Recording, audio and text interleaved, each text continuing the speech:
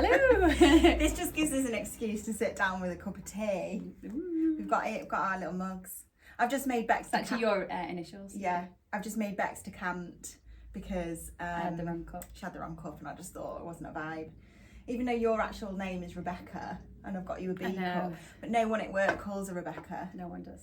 What do people call you? I get Bex, Beck, Becky, Becca, and Rebecca. You get it all. Anyway, she's Bex here, And Babe, as everyone will know. Hi. Hi. Last time we did a vlog, she's dying inside. Last time we did a vlog, we were talking about doing a story time about Bex's experience, which if anyone's been in the shop the last 6 months will know this story anyway, but I just thought we might not make it out of this alive. No, we might not make it out of this alive. Basically, it is quite like a funny story, but it's also, I feel like, an important story to tell because I feel like everyone will resonate. Yeah. And although it is funny to take the mick out of Bex for the whole procedure, like it is process, it is apt, I think, to tell the story. Okay. So I don't know if you want to start right from the beginning about everything, like even a year before your wedding. Okay, so we got engaged just before COVID, so February 2020. So we initially thought we'd get married sooner, but obviously lockdowns, we couldn't get to see any venues, you know, it was a bit, we put it on the burner, moved house, obviously we had a baby and stuff, so we thought, actually he's 5, he's not a baby. But anyway, we weren't in a rush to get married. And then we decided we'll do it before Bobby gets married. So we found this venue that we loved, and they had one date, and it was in July. And this was January? July just gone. Yeah, so January time, we went to see it, and they had this one day available, and we just thought, right, we're going to have to just go for it, which meant I only had 5 months? 5 months, 5, 6 months. From start to finish. Yeah, and obviously in bridal terms, that's a very short time scale. We like a year, really, just to get your order in and get your alterations done. So obviously I knew I was under a bit of a time issue, and obviously I knew it's hard anyway. Yeah, and I knew the designers that I was interested in, and obviously but prior to this, with the whole Rosa Clara, oh god, yeah, because I feel like that's an important. Okay, so rewind. When I got engaged, obviously we started talking about dresses. Obviously coming in here every day, we'd be like, oh, which one do you love? Yeah. And I think we were doing. I actually think this was before you got engaged. No, it wasn't. No, I think definitely wasn't, because we felt emotional. So it was definitely, we were thinking about the wedding. Okay, so we were doing a similar thing like we'll do today, where we're looking at sample dresses. So some of the options that we sell, I was trying on to like promote a little bit and see if we could sell any of the actual sample dresses. And we put this one on, and I've always loved it. It was just a long sleeve lacy Rosa Clara dress.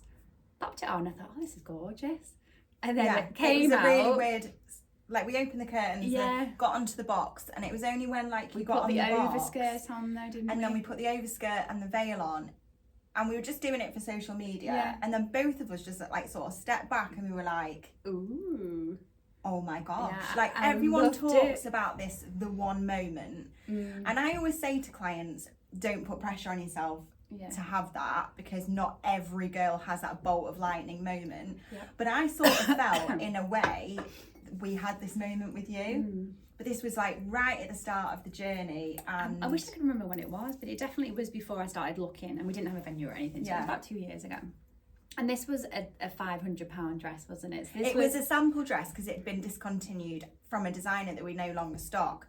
So it was a case of like, if Bex loved this dress, you know what it's like with sample dresses. Sometimes we tell clients things go so quickly. So we ended up, long story short, didn't we, putting the dress in the back. Bex's dress. Yeah, saving it in the back. Which I suppose was nerve-wracking because obviously I didn't have a venue. So it was kind of just something we did that I wasn't 100%, but just in case it went, we were saying this was mine. We didn't want it to go, did we? No, and I was always thinking about it. And then we booked the wedding. And I can't remember how it came about, but obviously I've always loved the Galia dresses, like coming from like a design background. I just think they're an amazing company. I love the styles, they're a bit more like couture. And then we was on Instagram together, wasn't we, when we saw this collection by Tali. It was, again, really like strange that it happened like that. It was just these amazing, I think there's like 3 dresses that I loved. Like a capsule collection that Galia had collaborated with a photographer. Yeah, Tali photography, and they were beautiful. And as soon as I saw this one dress, I thought, oh my God, I can't commit to anything until I've tried this one dress on. Yeah. We basically from seeing those images, we're like, we've got to get this collection in the shop. For the shop, not just for me. Yeah, so because we were like, okay, this might be your dress as well, but we're getting them in the shop. So basically, within that week, I had ordered like most of them from the capsule collection, and obviously they take however long to come into the shop. Meanwhile, we only had 5 months to play with for your order. Yeah. So I had to try it on. Yeah. We did a little like Bex did a little like to be fair, she's a legitimate bride. There was nothing else she could have done, so she had to go to another shop to try this dress on down south. So I tried it on. Yeah, absolutely loved it. Exactly what I thought it would be. It was amazing. Did you love it at that point? Yeah. But I loved it without the sleeve. So the whole time I had it on, it was my mum and my sister, and I had the sleeve off. And I felt really confident without the sleeve. I thought it was a bit too much with it. So I knew it was the one. But anyway, came home, had an appointment here, chose about 6 dresses that I love. Yeah, I think it was important for you to have the proper experience with your mum and your sister. Yeah. Even though she works here, I just felt like you needed to have a proper appointment to try other things. But obviously at this point, I had my contenders, I had my Galia and then had my Rosa Clara. So the Rosa Clara was here, bagged up. So that came out in that appointment, which we'll come on to. But what else did you try? You tried Vera Wang, you tried a Yolan Chris. I loved the Yolan. You love the Yolan Chris? I love the Yolan, still love the Yolan, but it's gone now. Yeah. So we were always battling with samples going, so I could fall in love with one dress, but it might not have been here when I was getting married, so it was all a bit of a stressful period. So anyway, in this appointment, I feel like we need to rewind as well. When you were in your appointment down south, you took pictures. Yes. Now, we allow pictures in this boutique. We're not ones to say you can't do something. Like, if you want to take pictures, then we'll just say do it. However, how long have you worked here? 4 years. 4 years. For 4 years, Bex has been saying to clients, if you want to take pictures, take a picture, but be realistic when you're looking back at your pictures. You probably won't like them. You're under artificial lighting, it's not fitting, you've not got your hair and makeup done. Your photographer, i.e. your friends or family, will be taking it unflattering angles. She's been saying this to customers for 4 years, and our recommendation really is to not take pictures. What does Bex do? Took hundreds of pictures, and you hated every single one of them, didn't you? At first I didn't, but then the more I looked at them, I still and that's the thing. I still loved the dress, but then when I looked at the picture of the Galia dress and then the picture of the Rosa Clara, I was then a bit confused. Yeah. So and I feel like when you look at pictures, you over-analyse your pictures to such a degree. I started thinking that looked like Anne Boleyn. You said I look like a peach Anne Boleyn. Now, I will insert, if I can, like, my technical skills are like not amazing. I will try and pop a picture on the screen of these pictures that I was sending of the peach Anne Boleyn. I will try and put a picture like on screen if I'm able to do so. If not, I'll link them in the description box below. Oh my god, I feel like a blogger, YouTuber. Description box. Anyway, I'll try and do that. But yeah, so you took those pictures. Well, it got to the extent where, like, so anyway, took the pictures, came here, did a proper appointment here. So I had my mum and my mother-in-law and my sister, and it was lovely. Tried on my favourites. Obviously, I've tried a lot of our dresses on before, so I knew which was my top ones. And I feel like in this appointment, I'd saved the Rosa Clara one till last. Yes. So I did loads. Loved a Yolan dress. Thought it was a contender, but I was expecting to prefer the Rosa Clara one. And when I put it back on, as soon as I had it on, I just thought, it wasn't enough somehow. No, I just felt a bit like flat. Yeah. And then when I came out, my mum, my sister, everyone agreed that it wasn't right. It just didn't have the same effect that it did the first couple of times. So I went for the Galia. I did. It went brave. Got Tali. I ordered a matching veil. Yeah. We were unsure about colour, which again we talk about every single day. Yeah. Do you want nude or ivory? Because a lot of dresses come with 2 options. And it's very hard when you are trying a dress in one colour and you're potentially thinking about another. Some girls do go for the other colour, but most, I would say 99% of girls go for the colour in which they try on. Definitely. And it is super hard to visualise, even for us, it is really hard. It's just so funny though, because anyone who follows our vlogs from 2 years ago will know that I'm very ivory. Yeah. Camilla's very nude, so I'm always like, I prefer the ivory one. But then I'm only nude on blondes. Yeah. Okay. Like dark hair, I'm more like ivory. Yeah. So what did you do for your dressing? I ordered the nude dress, which is the one that I tried on.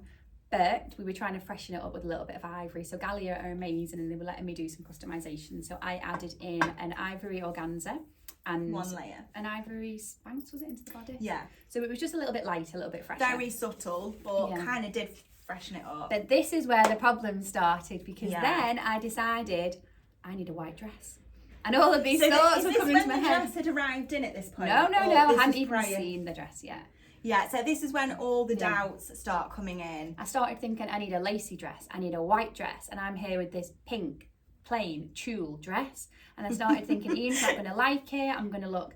Yeah, you were really worried. Because the Galia dress, it is, I would say it's actually typically bridal in the fact that it's floaty and ethereal and bridal, but it is also fashion forward. Yeah. So... you were worried about what your husband would think. Really, and my dad, I was worried, but that's just my nature. That's what I'm like. Yeah. But I think. Yeah, you were just looking. You were thinking. You were obsessed with that sort of Nicola Peltz vibe. Yeah, and Hailey Bieber. Hailey Bieber vibe. So the week before my wedding, I started making. We're skipping ahead. Okay, sorry. We're skipping ahead. So basically, from the time in which you ordered the dress to the time in which it came, safe to say you were having wobbles and thoughts and every day, obviously, because I work in this environment, I'd have a client come in and they'd try on the Yolan. So the Yolan was probably my second favourite dress, which I'd always said, if I don't like my Galia when it comes in, I'm going to buy the Yolan sample and just sell the other, because I still wasn't 100%, which I think girls understand. You have two favourites quite often, a lacy one and a plain one, or a glamorous one and a boho one. It quite often happens. I had these two visions. You just had that like real thought of like, I need a white lacy dress with this dramatic kind of Spanish veil. I'd completely full circed. So I was struggling when I come into work, and say Camilla had an appointment and somebody would be trying on the Yolan sample. And I was having a meltdown thinking, oh, I'm going to have to go and quickly buy the sample. But I also think you were doing it when anyone was trying anything on. It was the Berta Trunk show. Berta Trunk show. I had to try on quite a few after my clients just to reiterate that it didn't look very good on me. Because it was like you saw someone look amazing in something and then you thought, oh gosh, like can I look amazing in that? And it completely different style. I'd think, oh wow, but it doesn't. So I had a client who bought that gorgeous lacy one with the lace sleeve. I had to try it on and it just didn't look as good on me. So I think girls look at a picture of somebody in a dress and think, oh, I want to look like that. I don't like my dress anymore. But it never looks the same on the same people. But can you imagine, like, I'm sure some of you are sitting there now thinking, I've had a wobble about my dress, which by the way is totally natural. Can you imagine being in this environment? Being like, basically, it's like being an addict in a... It really is. And I am a bit of a clothes addict as well, so this is like torture, but that's a good point. It's so hard. So anyway, like, this went on, and obviously, like, she was doing my head in. I am not going to blows. I'm not going to lie. So, skipping ahead, your dress then came in. Yes. And you tried it on. And when I felt like you tried it on, you loved it. Yeah. At that point. Yeah.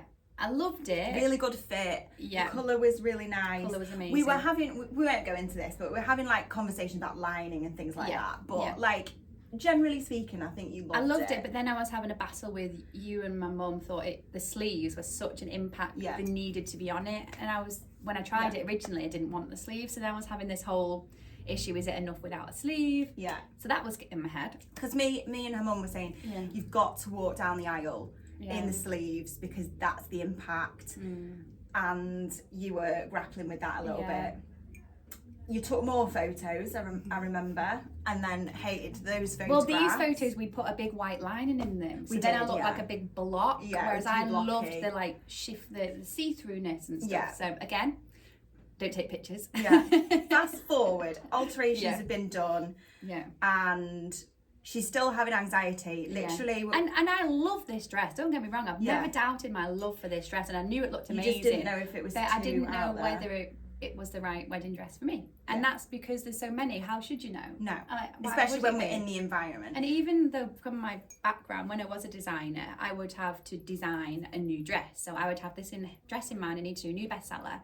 I wouldn't design one, I'd design 5, and I couldn't decide which was the best one. And I would need someone else to be like, oh yeah, we'll have to. I can't ever just choose something. So I think that's probably, now I've thought about it, what happened. I had to choose one. Yeah, and my personality isn't very good at that. Yeah, I think a lot of this is personality based. 100%. So like fast forward, alterations got done, and I remember it being about 4 days before the wedding. Was it not the Saturday? It was the Saturday before. I was getting married on the Thursday. Yeah, the Saturday before, and we were in work. I think it was your last day at work, wasn't it? Before you get married. And Beck said, I might wear that Rosa Clara dress. So we've literally gone back in time 6 months. And I just went, I'm sorry, what? And I was like, literally, I still have no words now. And she went, I went and tried it on. She went and tried it on. And then she went, oh, I don't want this internal bit inside. I'm just going to put some lace on here. Pinned it on. And there's literally like a Stitch Express. She sent me. Did you? Well, I said, if you're going to do you got to go and get this sorted now. So our seamstress obviously is super busy at this point, peak of summer. I was like, there's no way you're going to get our seamstress to do this in time. Yeah. Like there's a Stitches up the road, which I wouldn't really. I mean, actually, they're fabulous, but they're not someone like I would recommend for bridal alterations. Specialist, Especially. Anyway, off she goes to get these alterations done, and I'm literally like, we virtually had an argument, didn't we? Because I said, Bex, you've not allowed me to repair this dress. You've not allowed me to clean this dress. You're doing this 4 days before. I said, like, you're gonna walk down the aisle in a dirty, broken dress.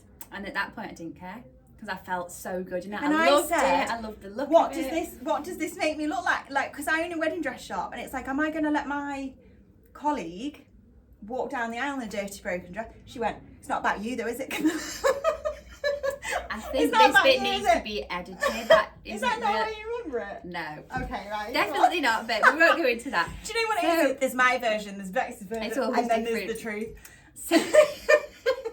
So anyway, I take the dress to Stitches. We had a row, basically. I then took myself to Philip Armstrong down the road. They're so nice. To get a veil because I needed the Spanish veil, and we don't have one, do we? So I needed we didn't have one in stock. I needed the 2-tier thick lace, like I needed the lace moment. So I borrow a veil off them, buy another dress from you, spend 200 quid to get it altered, and now I'm happy because I've got my white dress and I've got my blush one. So now she has taken 2 options to her wedding, okay? And now I'm not stressed at all. Well, because no, because it's post the no, wedding. I mean the week before. Now because I had the 2 options. Yeah, she had the 2 options. And both bases were covered, which I am not recommended. Don't do this. So like, fast forward to the wedding day, and Rachel and I went to the wedding up in Northumbria, and we're in the beautiful chapel, Rachel and I, and like it's stunning. I'm already crying, and I'm sat with Rachel, and I'm like, genuinely don't know what dress she's gonna walk down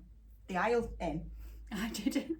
And I think you had decided only that morning that you were gonna wear. I tried the other one on with my sister, and we decided, okay, it's an evening dress, and I was still then going to put the veil on and do like a little evening reveal because I still love that whole look. So Rach and I sat there straining our necks as the music starts to try and see her walking down the aisle, and Rachel sat in front of me slightly, and I said, she starts walking, and I said, Rachel, what dress is she wearing? She's like, she's wearing the Galia and she's got the sleeves on.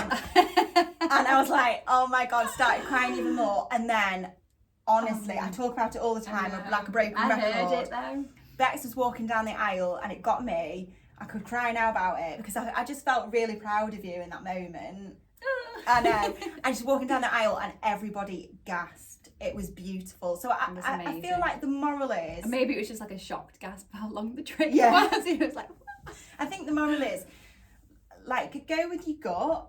Yeah. And if you feel like something is going to be too much of an impact, I don't think that's possible in that context. When you stood here out of context, you're not in your beautiful ceremony room, everyone's not dressed up, you're not in your hair and makeup, it's not that emotional moment. If you try and put yourself in context, then everything that sort of makes sense. And I just think you completely overthink it. I spoiled 6 months of my build up because I was worrying about the dress, and I just, at the end of the day, I loved it. I would never have chosen anything different. But I didn't care. I was having the best day ever. Like, it was amazing. And did she put the other dress on for evening? No, she didn't. But no, she didn't. I'm going to wear it on New Year's Eve. Yeah, she just decided. She's going to wear it on New Year's Eve. I'm going to get Ian in his tux, Bobby in his tux, and I'm going to wear me evening wedding dress.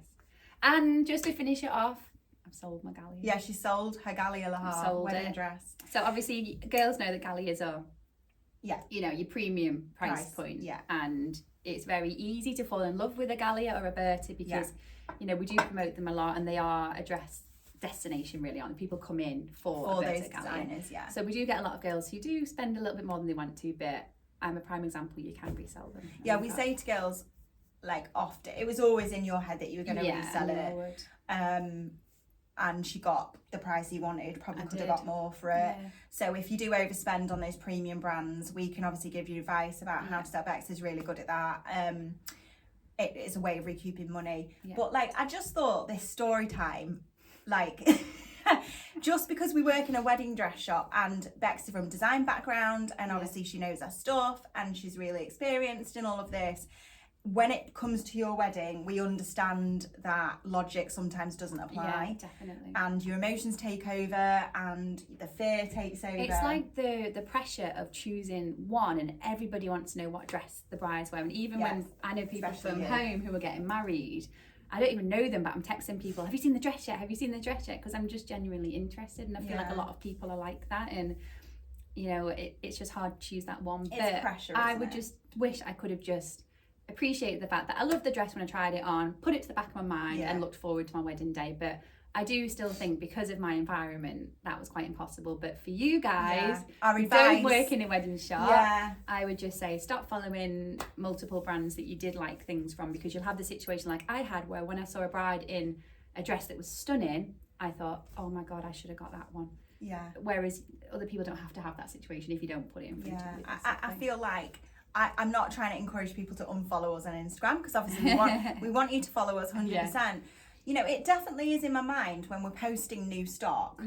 That girls have just bought dresses, and then there's new stuff coming in a few months, and it's like, you know, I do find that I do understand how that can sometimes be really difficult if you're a customer.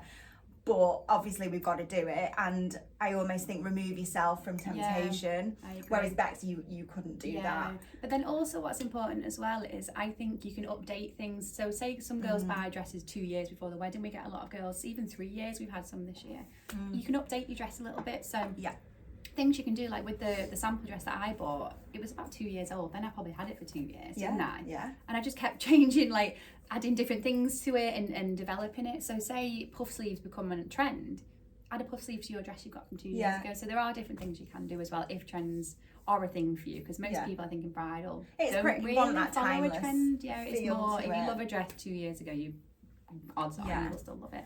I feel like I just think it's important for you to tell this story, because I think every bride will probably resonate. I also think personality comes into this massively. I'm quite a decisive, know what I want, head first, live and die by the sword kind of personality. So if I picked a dress, that'd be it, and I know that I'd probably be fine. Whereas Bex's personality, I disagree. When she bought her wedding dress, can we talk about this? Yes, we can talk about this. A few years ago, she didn't own a wedding shop. So at that time, maybe in this, was very decisive. Maybe in this. So when she gets married to somebody, whoever you are out there, whoever you are out there, we'll see. Yeah, maybe you're right. It'll be worse for you. You probably will be worse. Yeah. To be fair, when I got married, it was the year before I opened. So this will be hard. It probably will be hard. She'll probably end up going somewhere else. Like, I can't buy one for my own shop. I'll have to go buy one for somewhere else. I could never do that. But no, I thought the story time is important.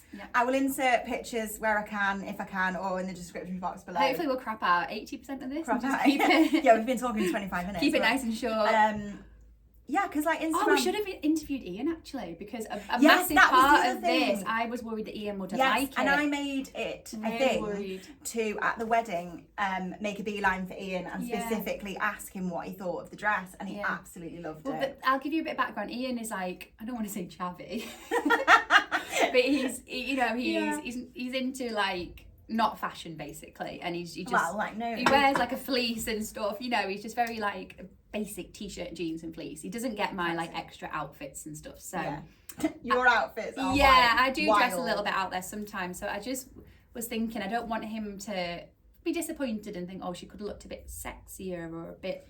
So that was my worry. But he loved it. He loved it, and he liked the first picture he shared after the wedding, which was me in my wedding dress, and he just loved it. So it all worked out in the end, and it always does. But our few tips from this is go with your gut. Don't waver from that, because there's a reason why you bought the dress in the first place. Is because you loved it, and this is an emotive purchase, I say all the time, not a practical one. So it's got to come from your gut. Trust it. Secondly, I advise not to take photos, because then you spend 6 months over analysing, and then you start to see things that just aren't there. Or you almost get bored of it, I think, maybe as well. You know, if you can constantly see it, it's not fresh it's not anymore. Fresh. Try and remove yourself from temptation where possible. Maybe mute stories from bridal shops or bridal designers, just to try and remove yourself from that. That's a good point. And that's probably and just don't worry about it. Just don't worry. Just don't stress. It's just you'll like, after you've been married, you'll just want the time back. Like, now I want to plan a wedding again, and I'm like, oh, who's my next husband gonna be? No, I ain't that one. We'll find a husband. But just don't spoil it worrying about it. It always works out in the end, doesn't it? Yes. So I hope you've enjoyed story time. If you want more like sit down chat videos, like, we can take questions from people, and this is getting a bit much. Are we like trying to be like professional bloggers here? I can't answer any questions. Maybe we could like do a question and answer. Maybe one day. We've done that before. Maybe one day we should go live in an appointment. No, we should go live and take live questions. Okay. Maybe. Pop it down in the comments. That's a good idea, actually, while we're filming dresses. Pop it down in the comments if you want to see that. You can model that time. We are going to go and do some filming for Galia Lahav samples. We've got a few samples that we need to make room for new stock in the sort of next few months. Which is very exciting. So we're going to be trying those on Bex and seeing what you think. Obviously, samples, we just kind of had the discussion. Yeah, and bearing in mind as well, like, I'm not the best fit for the Galias. So I might not get no, but some of them are a bit cooked. I'm not got the best body, so we'll have to pin as well. But I can't fit into them, so it's not going to be. We're like curvy and stick. We're not the best models, but anyway. Like, hope you enjoyed story time. We got something out of it, and it was really quite fun, wasn't it? It was fun. And we'll see you next time. Bye. Bye.